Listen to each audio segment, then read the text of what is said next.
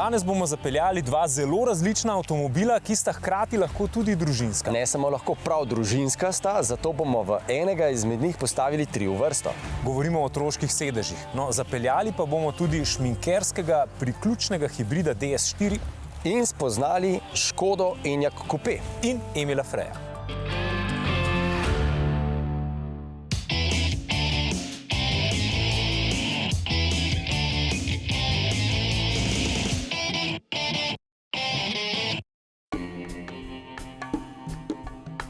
Pozdravljeni v avtomobilnosti. V zadnjih približno 50 letih se je v avtomobilski industriji skoraj popolnoma kristaliziralo, da pri generacijskem prehodu iz očeta na sina ali recimo hči ostane sin na isti blagovni znamki, spremeniti pa se mora vsaj oblika avtomobila. No in ko si ravno pri teh relacijah, se pravi, pomembna je družina. In v Sloveniji je bilo leta 2021 412.500 in še nekaj družin. 55% teh družin je bilo z enim otrokom, 36% z 2, malo več kot 1500 družin je imelo 5 otrok in 16 družin je imelo več kot 10 otrok. Veliko otrok, veliko družin in zato tudi veliko različnih oblik avtomobilov, ki so najbolj primerne prav za družine. Imamo karavane, enoprostorneže, različne oblike kombijev, ki postajajo vedno bolj avtomobilsko vozni in seveda po novem tudi športne terence, ki ravno tako nagovarjajo družine. No, kateri avtomobili pa so zmožni v zadnjo vrsto spraviti vzporedno 3 otroške sedeže, pa redno preverjamo tudi v našem uredništvu.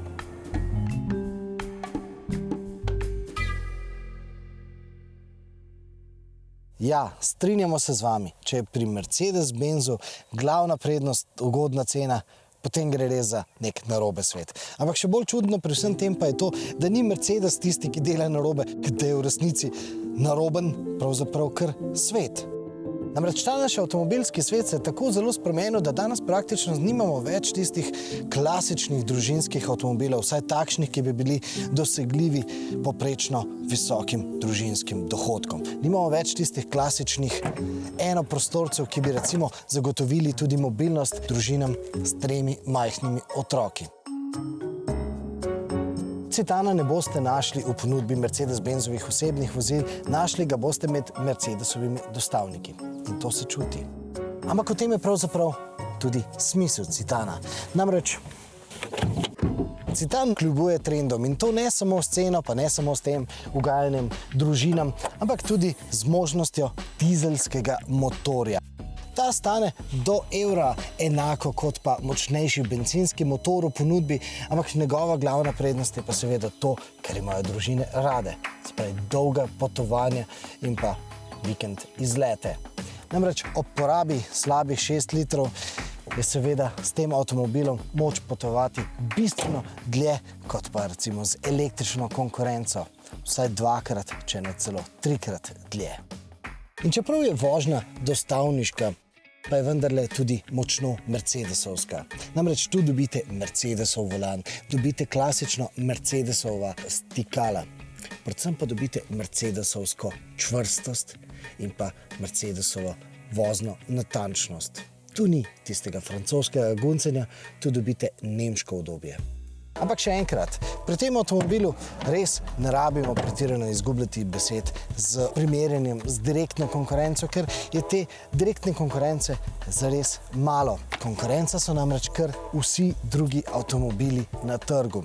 Konkurenca je torej ali cenejša, pa bolj cenena, ali bolj šminkerska, pa tudi dražja, ali je električna, se pravi z električnimi omejitvami, ali pa bistveno bolj luksuzna.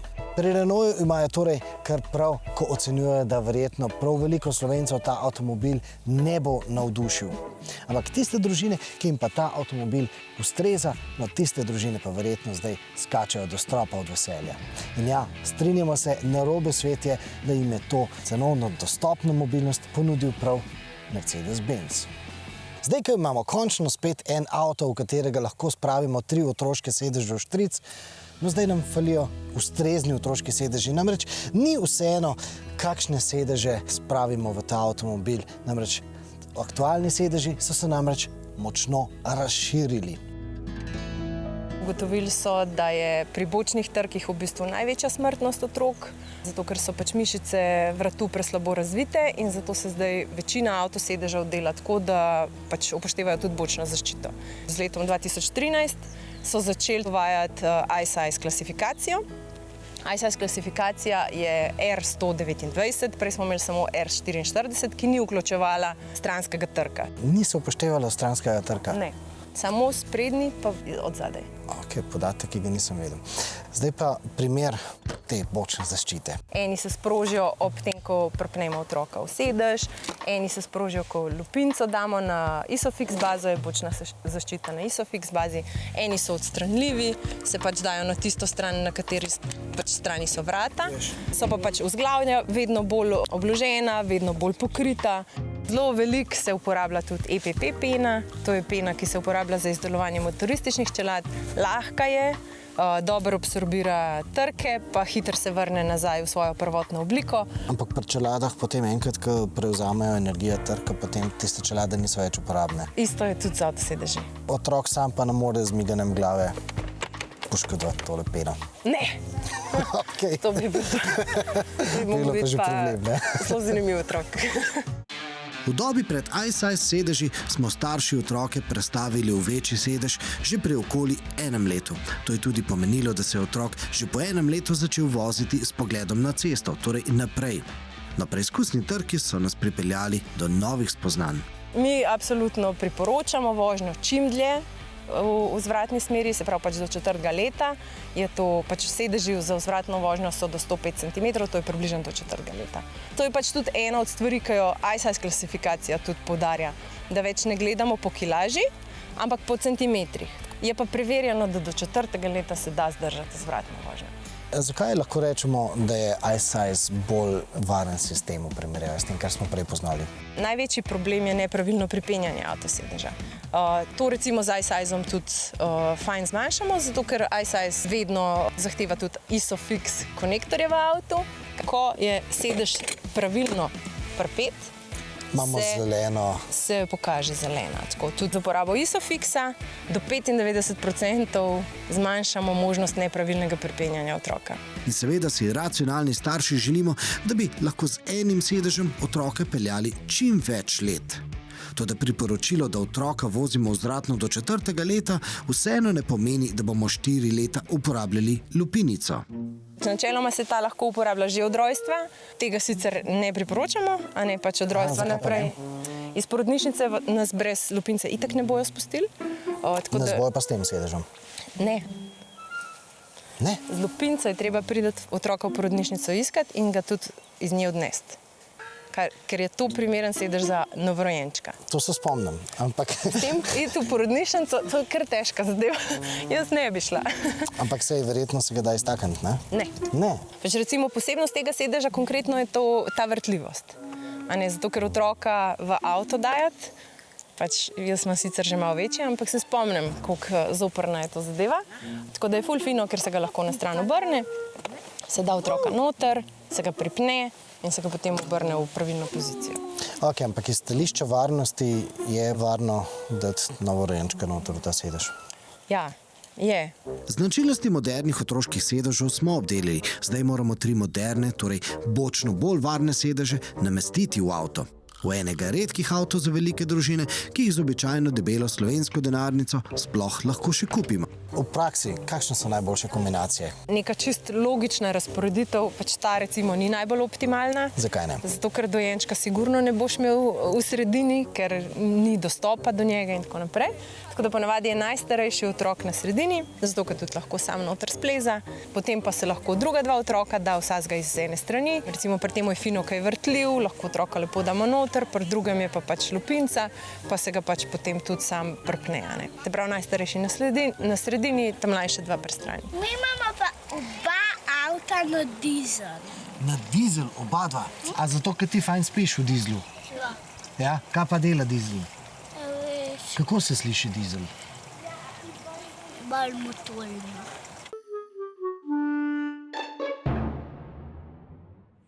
Pri tehnološkem razvoju otroških varnostnih sedežih lahko vidimo, da gre v zadnjem dobrem desetletju razvoj predvsem v 2 ključni smeri.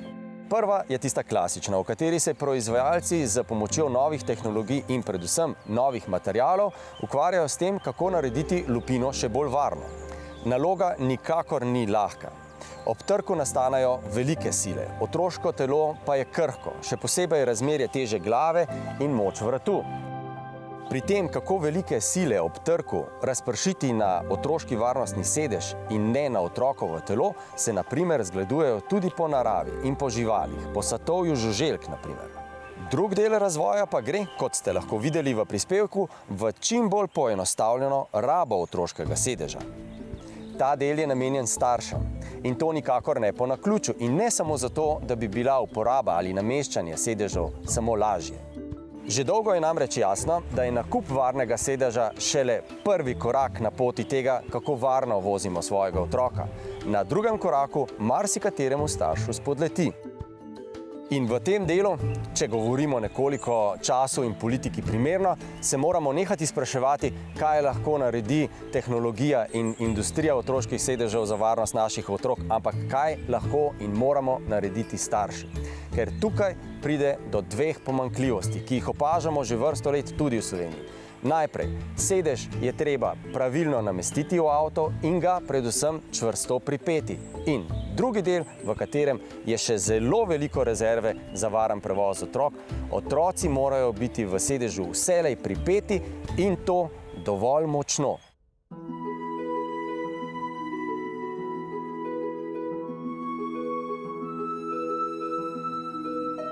Dolga leta je veljalo, da ameriški veliki SUV-ji ne sodijo na evropske ceste.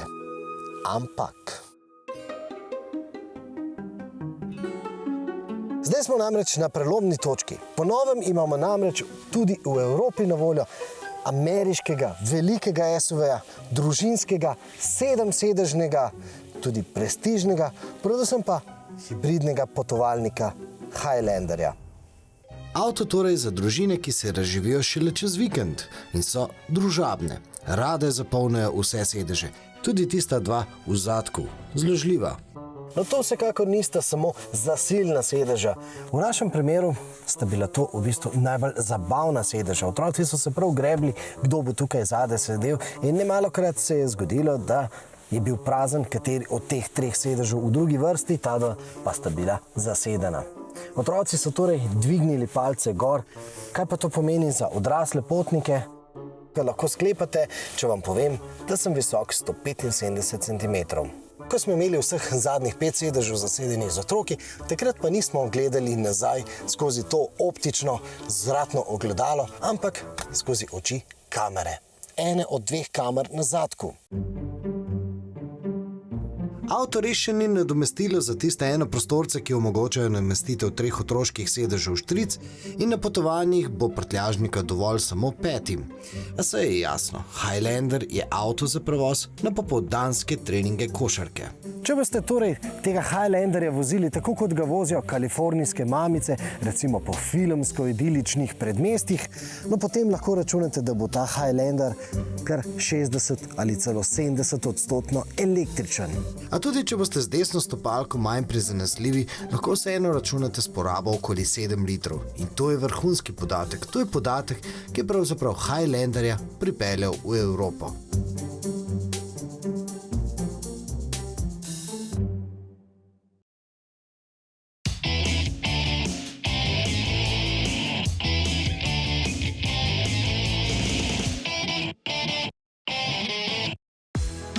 Verjetno vas zanima tale Alpina, ki vam jo bolj podrobno predstavimo v eni od naslednjih oddaj. Mimogrede, Alpina je zelo redek avto v Sloveniji. Zadnja, ki se jo sam spomnim, pa ni imela slovenskih registrskih tablic. Ni bila iz Žirov in številka 43? Ne, iz Francije, s francosko registrsko tablico, nekje v Portorožu, tam okrog leta 92. Zdaj pa so tukaj slovenske, francoske. No, ko si ravno pri francoskih znamkah, zdaj pa spoznajmo šminkerskega Francoza DS4 in električno Škodo Enyaq Coupé. DS je znamka za tiste, ki iščejo prestižen avto, ampak nekoliko drugačne občutke. Po našem mnenju gre vsekakor za najbolj vizualno dodelan DS-ov model doslej. In temu dejstvu botruje tudi ta zelo izrazit LED svetlobni podpis, ki je plod slovenskega znanja in smo vam ga v naši oddaji že podrobno predstavili.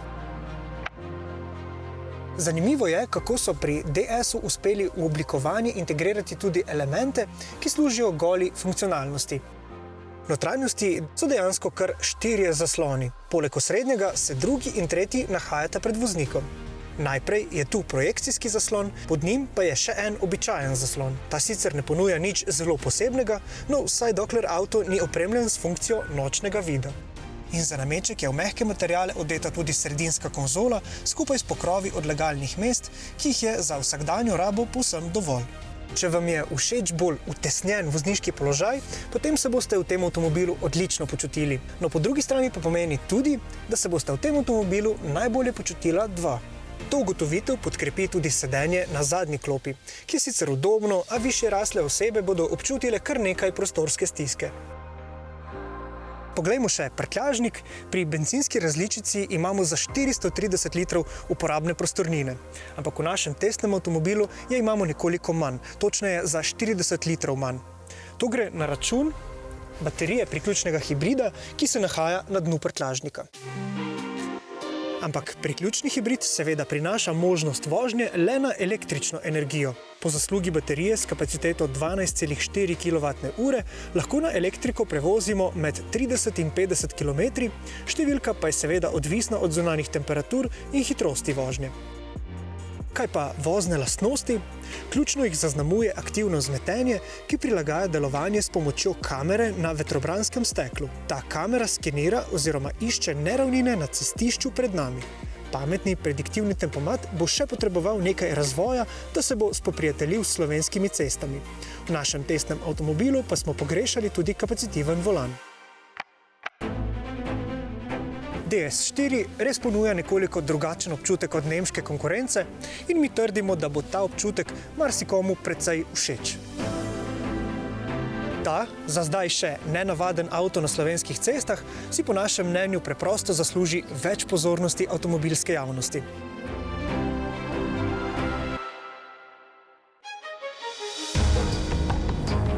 V današnjih časih, ko se križanci prodajajo kot vroče žemljice, si ne znamo predstavljati, da znamke ne bi ponudile tudi kupejevske različice. Ampak ali je ta košček odrezane strehe res tisto, kar privablja kupce? Of course not, but I believe this is the most significant differentiation to the classical Enyaq. Yeah? So this beautiful coupe silhouette support the sportiness and the emotion of the car. On the other hand, as well, the car is still very much practical and has excellent ergonomy and spaciousness. Yeah? We're as well super happy that with this new and very sleek silhouette, we improve a big time the CV, which is now this time 0.234 CV, which is the best in its own segment. V primerjavi z običajnim Enyaqom pa bo kupejevska različica razvajala še z več serijske opreme, prvič pa bo na voljo tudi različica RS s povsem električnim pogonom. Pogoni in baterije so v skladu s koncernsko ponudbo. Moč motorjev bo od 132 do 220 kW, izbrati bo mogoče zadnji ali štirikolesni pogon, ob izbiri najmočnejše 82 kWh velike baterije pa bo z Enyaqom Coupe v idealnih pogojih mogoče prevoziti do 545 km. Novi Enyaq Coupe RS pa bo serijsko opremljen še z eno posebnostjo, ki je nastala tudi s slovensko pomočjo, s kristali na prednji maski. I think for us it's a great achievement because our main inspiration of our design is Bohemian Crystal. We want to link our products with the Czech heritage, craftsmanship and art. And this crystal always appears in certain details in the interior. In the headlamps we want to treat it as a jewel, and as well mainly in a way of precision and sharp and precise lines on the exterior. But we want to move it a little bit forward. We want to give the crystal face some extra function, and as you probably notice, we deal with this kind of crystal lamels in all our show cars. So we believe it was time to really push it to the production. It was a very exciting journey. It was, I would say, very much challenging to put it in production due to all the homologation regulations.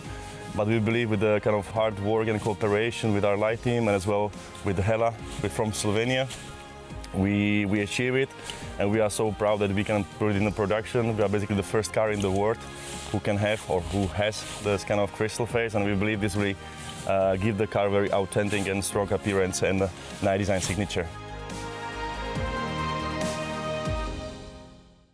Na področju prodaje avtomobilov v Sloveniji, pa ne samo v Sloveniji, tudi v Evropi, pravzaprav tudi po drugih koncih sveta, je prišlo v zadnjih mesecih, pol leta do zanimive situacije. Ne glede na to, ali pa morda prav zato, ker živimo v politično in gospodarsko gledano precej občutljivih časih, je zanimivo, da se prav zdaj prodajo vsi novi avtomobili. Kljub temu, da je zanje treba skoraj vsak mesec plačati nekaj več in da je nanje treba čakati več mesecev. Po drugi strani pa je na polju rabljenih popolnoma enako. Proda se vse in po visokih cenah. No in zato je tako pomembno, da ne samo pri dobavljanju avtomobilov, ampak tudi dobavljanju vse servisne opreme, vseh rezervnih delov, deluješ na kar se da velikem trgu, da imaš kar se da veliko poslovalnic in tu se izkaže, da tisti, ki so večji, imajo prednost. Če deluješ oziroma imaš pod sabo še več različnih znamk in deluješ v več državah, je vse toliko lažje. Zato spoznajmo prvega moža Emil Frey Slovenija, Joška Tomšiča. Slovenci so se že večkrat vprašali, ko so videli televizijske reklame in je na koncu reklame za avtomobil pisalo član skupine Emil Frey. In tudi v uredništvu smo že dobili vprašanje, kdo je zdaj ta Emil Frey, kaj je to za eno podjetje. No, lahko povemo, da je Emil Frey eden največjih avtomobilskih prodajalcev zdaj v Sloveniji. Ampak vizija pelje pa še nekam dlje od tega, kjer smo danes. Kam pelje? Vse skupaj pelje v koncept, da pač mi združujemo veliko avtomobilskih znamk, trenutno 12, imajo pa vse te znamke skupni imenovalec, finance, HR, controlling, razvoj mrež. To vse delamo pod eno streho. Znamke pa so tiste, ki so v prvi vrsti na trgu. Na ta način dosežemo, da so vse te znamke bistveno bolj učinkovite na trgu. Danes pač za eno znamko v, bomo rekel, zastavljenih kvadraturah, kot so bile v preteklosti, ni več za naše pojme možno vzdrževati. Prav zdaj, ko je situacija zelo nestabilna, prav zdaj dejansko te sinergije lahko že s pridom izkoriščate. Mi dajte kakšen primer, kako to izkoristite? To je recimo skupni nastop na trgu, kjer je pač pomanjkanje in kjer potem pač igramo za svojo močjo oziroma svojo velikostjo. Naprimer, trenutno pač vemo, da bodo ali pa so že problem olja, potem je tukaj AdBlue, in vse to, kar te krize prinašajo, pač na ta način, kjer združujemo potrebe po količinah in pa seveda po nabavnih kanalih, pač združujemo v tisto najboljše za slovenskega kupca. Govori se, na tem mestu, tukaj za Bežigradom, nastaja avtomesto. Naš gledalec, ki bo prišel sem za Bežigrad, bo dejansko potem se sprehajal od enega salona do drugega. Vi boste to dejansko spodbujali? Tega prehoda med znamkami, da bi kar nekdo rekel, grem kupiti, Peugeota, pa se bom ustavil potem na Fiatu, pa bom tam videl, pa bom šel nazaj na Mercedesa, veste, tega ni. Kar je nam pomembno je, da pride v Emil Frey. Se pravi, če prav razumem, tukaj za Bežigradom na tem območju ne bo nikoli tako izgledalo, da bo tukaj en lep vodnjak, lepi parkirni prostor in potem se odločila, zdaj bo šla k Mercedesu, zdaj bo šla na Hondo, potem na Fiat in naprej. Ne, to ni naš namen. Zakaj ne? Zato, ker mi menimo, da za vsako znamko obstajajo svoji kupci.